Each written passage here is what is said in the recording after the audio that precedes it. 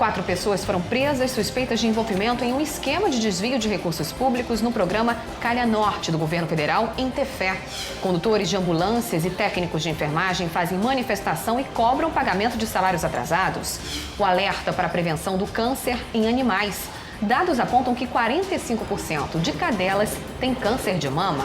E ainda disputa pela Prefeitura de Manaus. Candidato pelo PR, Marcelo Ramos, dá início à rodada de entrevistas do segundo turno ao vivo aqui no estúdio. Agora, numa Crítica na TV.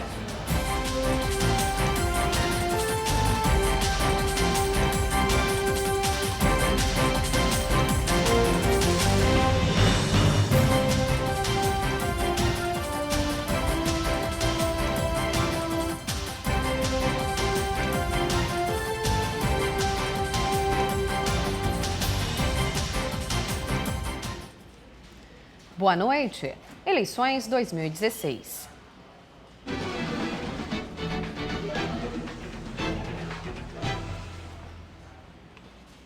A Crítica na TV dá início hoje à nova rodada de entrevistas com os candidatos a prefeito de Manaus nesse segundo turno das eleições municipais. A ordem foi definida por sorteio com a presença de representantes dos 2 candidatos que participam da disputa e o regulamento foi homologado junto ao TRE.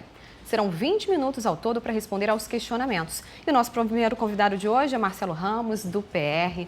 Boa noite, candidato. Seja bem-vindo aqui ao nosso estúdio, mais uma vez, na Crítica na TV. Boa noite, Amanda. Boa noite a todos os telespectadores. Bom, nosso tempo começa a contar agora. Na regressiva, nós tivemos 20 minutos ali no cronômetro. Candidato, diante de todas essas notícias, os fatos que estão expostos nas mídias, nas redes sociais em relação à Operação Maus Caminhos da Polícia Federal, que investiga o desvio de verbas públicas na área da saúde do governo do estado, eu queria saber como é que está a sua relação com o governador José Mello. Afinal de contas, ele é do PROS, partido que é da sua coligação Mudança para Transformar. Primeiro, vamos deixar claro, eu em momento nenhum tive o apoio do governador. O governador deu declarações dizendo que não se meteria na eleição. Eu tenho uma atitude independente em relação ao governador. Entendo que ele é passivo, ele é pouco ativo no que diz respeito a uma atitude mais firme, mais dura com essa roubalheira que aconteceu na estrutura de saúde pública do estado e que agora também está demonstrada, contaminou a estrutura de saúde pública do município, porque 2 empresas de presos foram contratadas pela Prefeitura de Manaus, uma inclusive que fornecia serviço de telemarketing, funcionando na garagem de uma lavanderia. Então isso é uma bandalheira com dinheiro público, com dinheiro que falta para aumentar o número de unidades básicas de saúde. Na cidade de Manaus, a situação é gravíssima. São milhares de pessoas que batem na porta de uma UBS, de uma casinha, e são informadas que estão fora da área de cobertura. Isso tem que acabar, isso vai acabar. Se acabar a bandalheira, o dinheiro dá, o dinheiro chega na vida do cidadão. Então, nenhuma relação.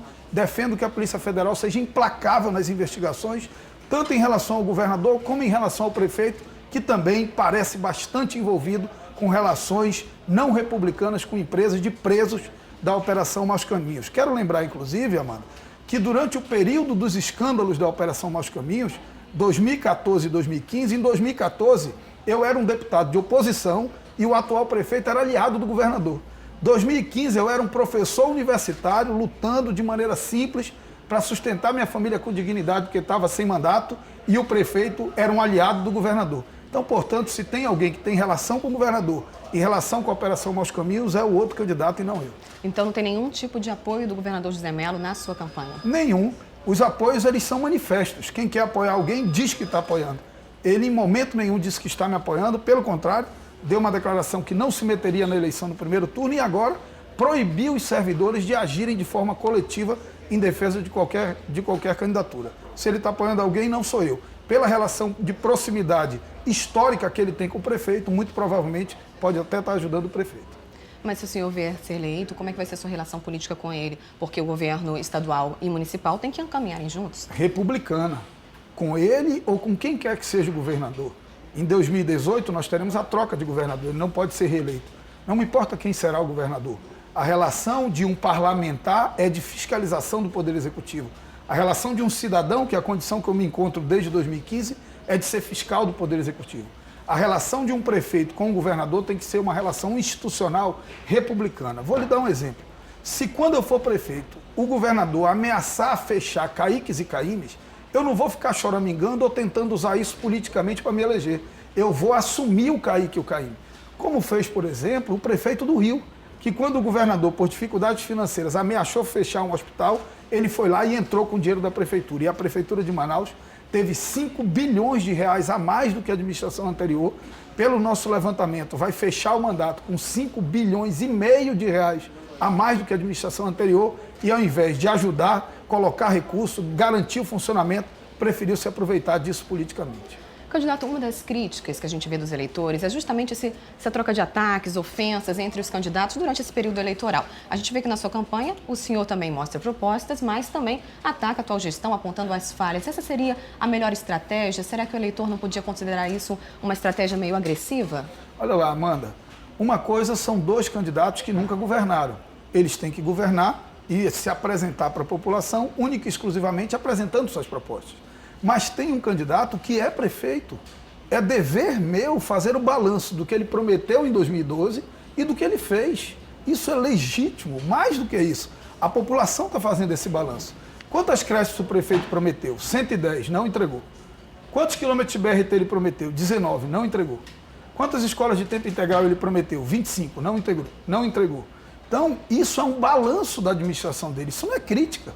Isso são fatos que precisam ser avaliados pela população, porque eu tenho propostas a apresentar para a população e pedir uma chance para elas para que eu possa executar as minhas propostas. O outro candidato, ele não pode prometer de novo o que ele prometeu em 2012. E o que ele faz? Ele fala para a população como se ele não fosse o prefeito. Às vezes eu ouço ele nos debates, no programa de televisão, e parece que ele é um candidato de oposição, porque ele fala de tudo para frente como se ele não fosse responsável do que acontece para trás. Mas mais importante do que isso, do que esse balanço, é apresentar o que a gente quer para o futuro da nossa cidade. E eu, desde o primeiro turno, tenho feito muito esforço, atacado duramente, mano. Tentaram me enfiar nessa operação sem que eu tenha cargo no governo, sem que eu tenha nenhuma amizade, sem que eu tenha nenhuma relação com o governador. Tentaram de todo jeito me enfiar nisso. Veio a justiça e decidiu que não pode me vincular a isso, porque eu não tenho nenhuma relação. Tentaram de todo modo me vincular ao governador, porque o governador está de baixa. Quando o governador está de alta, ele não saía do lado do governador. Mas a justiça veio agora e decidiu que ele não pode me vincular ao governador. Então, eu passei o primeiro turno inteiro sendo atacado, o início do segundo turno inteiro sendo atacado e fazendo tudo para manter a serenidade, porque eu tenho que oferecer para o futuro da cidade de Manaus. Eu tenho a oferecer o tempo de aprender, que vai garantir escola de tempo integral para as nossas crianças, o Saúde em Minha Casa, que vai devolver a visita domiciliar da estratégia de saúde da família, o Cidade Segura, em que a Guarda Municipal vai ter uma atitude colaborativa com a política de segurança pública e as pessoas vão ter uma cidade mais tranquila, o Meu Bairro Vivo, que vai reordenar os bairros do ponto de vista econômico e do ponto de vista urbanístico, e também o SIM, o Sistema Inteligente de Mobilidade, que vai oferecer um transporte e um trânsito mais sustentável que faça a nossa cidade voltar a andar para frente. É disso que eu quero falar, porque é isso que vai resgatar a esperança das pessoas. E já falando então nesse aspecto de proposta, como é que a gente pode conquistar, o senhor pode conquistar o eleitor, para que ele não fique descrente dessas propostas que os políticos fazem e não conseguem cumprir, como o senhor acabou de falar, em números aí de creches que o atual prefeito não conseguiu construir. O senhor garante algum número de creches nos próximos 4 anos? Quantas creches, em que locais o senhor construiria? Amanda, eu sou muito responsável. A gente só está apresentando como proposta o que a gente sabe que dá para fazer. Eu já ouvi falar em 110 creches. A prefeitura até tem condições de construir 110 creches, porque tem dinheiro do governo federal. Mas ela não tem condições de manter. O custeio de uma creche é de aproximadamente 2 milhões e 600 mil reais por ano. Então, nós podemos manter até 40 creches na cidade de Manaus e é o que nós queremos fazer nos próximos 4 anos. Estamos falando de aproximadamente 100 milhões de reais por ano, o que dá menos de 10% do orçamento da Secretaria Municipal de Educação, que é um pouco mais de 1 bilhão e 100 milhões de reais. Então dá para fazer, é sustentável, é responsável. Nós estamos procurando oferecer propostas responsáveis. O tempo de aprender. Nós já fizemos um levantamento. No primeiro ano de governo, nós vamos colocar 40 mil crianças no tempo de aprender, com aulas no contraturno, aula de reforço, aula de inglês, aula de violão, utilizando espaços comunitários alternativos. Isso custa 26 milhões de reais. Cabe dentro do orçamento de 1 bilhão e 100 milhões da Secretaria de Saúde. Nós vamos aumentar as equipes de estratégia de saúde da família das atuais 173 para 400, com o cofinanciamento do Ministério da Saúde, que o Ministério da Saúde paga parte disso, e com um orçamento de aproximadamente 900 milhões de reais da Secretaria Municipal de Saúde, tem dinheiro e dá para fazer, e nós vamos fazer. Em relação aos serviços temporários e aos também servidores terceirizados, quando chega nesse período eleitoral, eles ficam com medo, né? Vai trocar gestão, como é que vai ficar a situação deles? Qual a sua proposta? Na verdade, Amanda, assim, é lamentável que os governantes, a cada eleição, deixem esses trabalhadores simples, os RDAs, principalmente os garis, os trabalhadores tapa-buraco, também alguns professores, alguns trabalhadores da Secretaria de Administração. Em todas as secretarias tem gente nessa situação. E os governantes parece que deixam eles em situação de fragilidade para, no período eleitoral, fragilizá-los, ameaçá-los, chantageá-los. Isso é uma covardia com esses trabalhadores e trabalhadoras. Eu já agi muito em defesa dessa gente, porque quando fui vereador foram demitidos 300 garis e foi uma ação minha que conseguiu devolver o trabalho desses trabalhadores. Nunca me afastei da luta deles e garanto a eles com a mais absoluta tranquilidade de que nos primeiros dias de governo vamos assinar um termo de ajustamento com o Tribunal de Contas para que eles tenham estabilidade no seu trabalho, nunca mais sofram esse tipo de constrangimento e, acima de tudo, garantir que o salário deles, base, que hoje é R$ 415, seja reajustado para o valor do salário mínimo, porque isso também é algo absurdo, um trabalhador receber de salário base 415. Da mesma forma, os servidores estatutários da Prefeitura não específicos, aqueles servidores que não são da Secretaria de Educação, nem de Saúde e nem de Finanças. Esses têm plano de cargos e salários. Todos os outros recebem salário base de 415. Isso é uma vergonha. Nós vamos fazer um plano de cargos e salários para os não específicos e garantir que todo mundo tenha uma remuneração justa, garantia de trabalho e garantia de que a sua aposentadoria vai ser no valor que você recebe na ativa. Candidato, a gente vai fazer uma pausa agora, a gente vai para o próximo bloco, daqui a pouquinho a gente continua a nossa entrevista com o candidato Marcelo Ramos e tem também a participação da população nas ruas. A Crítica na TV volta em instantes. Até já!